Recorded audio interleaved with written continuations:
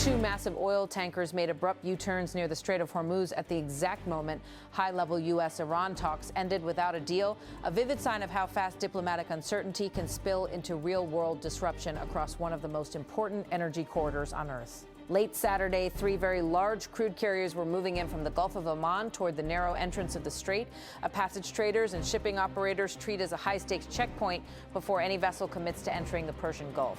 But as the diplomatic talks concluded in Islamabad with no agreement, two of the ships reversed course. One was the Ios Fonarios, the other, the Pakistan-flagged Shalomar, also turned away.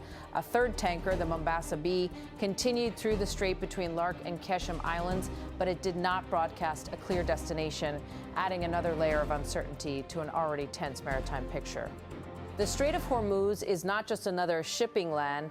It is a global choke point, narrow, heavily monitored, and strategically exposed, through which a large share of the world's oil and liquefied natural gas moves. That means even the perception of instability can change behavior in minutes. Tanker owners, charterers, insurers, and commodity traders watch political signals the way pilots watch weather radar. When the risk picture changes, ships slow down, reroute, or stop short. And when that happens near Hormuz, markets notice. In this case, the timing was hard to ignore. The U-turns came as the U.S. and Iran wrapped more than 21 hours of negotiations in Islamabad without a breakthrough. The talks were among the highest-level contacts between the two countries in decades, and they followed weeks of conflict that had already shaken energy supply expectations and freight markets. For the shipping industry, the threat is not only the possibility of direct attack, it's the unpredictability fear of sudden closures, inspections, retaliatory strikes, mines, drone incidents, or miscalculations that can trap vessels in harm's way. Even an empty tanker turning back can signal that operators believe the risk is rising. And if enough ships hesitate at the strait's threshold, the consequences can cascade: fewer barrels moving, higher shipping rates, tighter supply assumptions, and upward pressure on oil prices. That's why the vessel movements, two tankers turning away, one proceeding without a clear destination, landed like a warning flare. The waterway may remain physically open, but confidence can close it in practice. The talks that ended without agreement were hosted by Pakistan, which played mediator as both sides tried to narrow deep disputes over security, sanctions, and the future of Iran's nuclear program.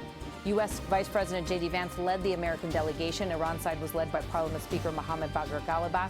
The negotiations unfolded over 3 rounds and stretched through the night, with both delegations describing the discussions as substantial, but ultimately insufficient to bridge what Vance later called significant gaps. Speaking after the talks, Vance thanked Pakistan's leadership for hosting and facilitating the discussions, emphasizing that any failure was not due to the mediator's effort. Then he delivered the blunt outcome.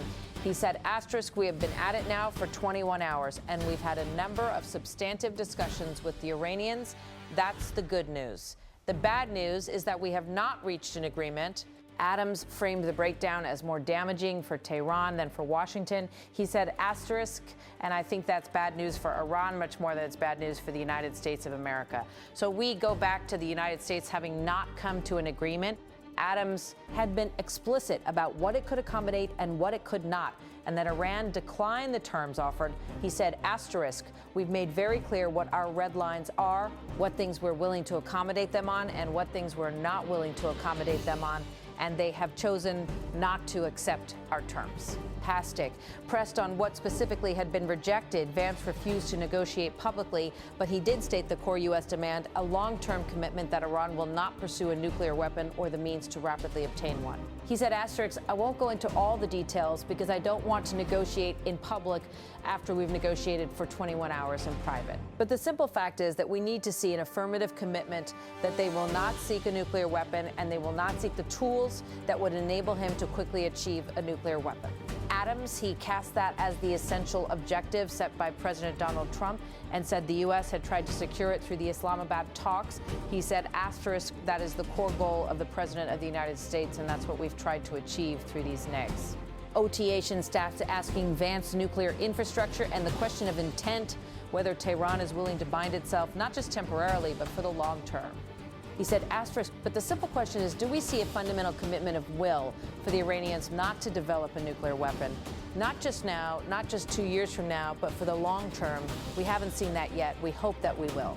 At Dig, on other issues such as Iran's frozen assets, Vance acknowledged they were discussed, but insisted no agreement could be reached because the central terms were not accepted. He said, acting, we talked about all those issues, and we talked about a number of issues beyond that. But again, we just could not get to a situation where the Iranians were willing to accept our terms. Aston had asked, I think, that we were quite flexible, and said the negotiating team had been instructed to make a genuine effort to reach a deal. He said, asterisk, I think that we were quite flexible. We quite accommodating. The president told us you need to come here in good faith and make your best effort to get a deal. We did that, and unfortunately, we weren't able to make any headway. Vance also said he remained in frequent contact with President Trump and the broader national security team during the marathon talks. He said, yeah, obviously we were talking to the president consistently a dozen times over the past 21 hours. And he described the U.S. proposal as final, something Washington would not sweeten further on the spot. He said, asterisk, so look, we were constantly in communication with the team because we were negotiating in good faith, and we leave here with a very simple proposal. That is our final and best offer. We'll see if the Iranians accept it. From Tehran's side, the message was different in tone and emphasis. No one expected a single meeting to resolve everything, but Iran insisted key disagreements remained on a small number of major issues. Iranian officials described the atmosphere as deeply mistrustful after weeks of war and said progress depended on what they called seriousness and good faith from Washington. Iran's foreign ministry spokesperson Esmail Baghai warned the U.S. against what he called excessive demands and unlawful requests, arguing that any agreement would require recognition of Iran's legitimate rights and interests. He also pointed to what Iran describes as past breaches of promises and to regional grievances that continue to inflame mistrust. At the same time, Iranian-linked messaging online adopted a sharper, mocking tone. A post attributed to an Iranian embassy's social media account ridiculed Washington for sending the vice president halfway across the world for talks that ended without a deal, and it claimed, without independent confirmation that the strait is still closed, framing the outcome as an American failure and Iranian defiance.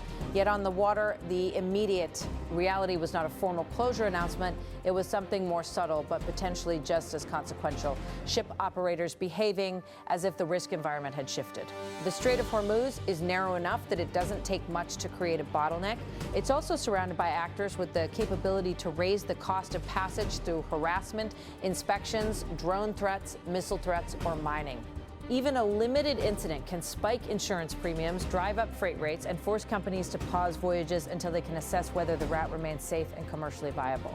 That is why the sight of two VLCCs turning back matters. These ships are built to haul roughly 2 million barrels of crude each.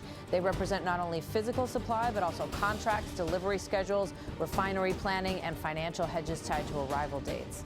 When a tanker hesitates, the ripple effects can reach far beyond the ship's wake. And the hesitation came a moment when the region was already on edge.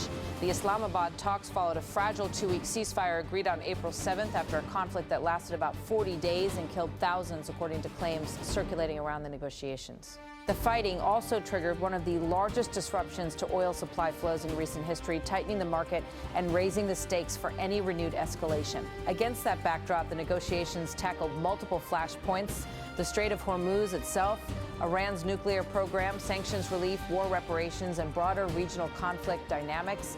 Iran, for its part, laid out what it described as non-negotiable demands. At the top was control over the Strait of Hormuz, followed by calls for war reparations, the unconditional release of blocked assets, and a full ceasefire in Lebanon.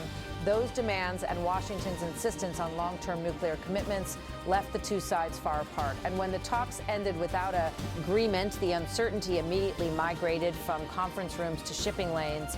In parallel, the U.S. military signaled its own concern about maritime threats. U.S. Central Command said American warships transit at the Strait of Hormuz for the first time since the start of the conflict, describing the mission as part of efforts to clear the waterway of sea mines that the U.S. alleges Iran placed. For commercial shippers, that kind of military activity can be reassuring in one sense, suggesting protection and patrols, but it can also underscore how serious the risk has become. The result is a region where every movement is read like a message. A warship transit signals deterrence, a tanker U-turn signals fear. A tanker continuing through without a clear destination signals uncertainty about where safe ports, safe buyers, and safe routes will be in the coming days. For oil markets, the question is not only whether the strait is formally blocked, but whether it becomes functional. Why constrain slower convoys, fewer willing operators, higher costs, and longer delays? Even modest this friction can tighten supply expectations, especially if refiners in Asia and elsewhere begin to worry about delivery reliability.